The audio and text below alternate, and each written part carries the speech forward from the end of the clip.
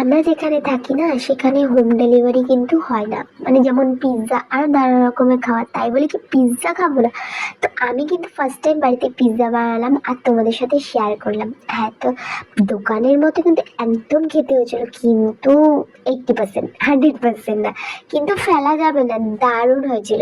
তো কিভাবে বানালাম, 250 গ্রাম ময়দা নিয়েছি, তার মধ্যে একটুখানি খাওয়ার সোডা দিয়েছি, লবণ দিয়েছি, আর পুরোটা দই দিয়ে মেখেছি, হালকা একটু জল দিয়ে আমি ময়ম দিচ্ছিলাম।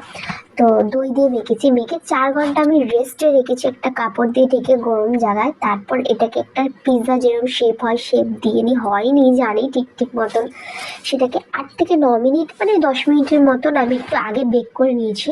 করার পর তারপরে শেজওয়ান সসটা দিয়েছি, তার নিচে বাটার দিয়েছিলাম, আমি দেখাতে ভুলে গেছি। তারপর শেজওয়ান সসটা দিয়ে টমেটো কেচাপ দিয়ে চিজ দিয়ে দিলাম, আমার কাছে মজরেলা চিজও ছিল না, সেখানে কিউব চিজ আমি গ্রেট করে দিয়েছি।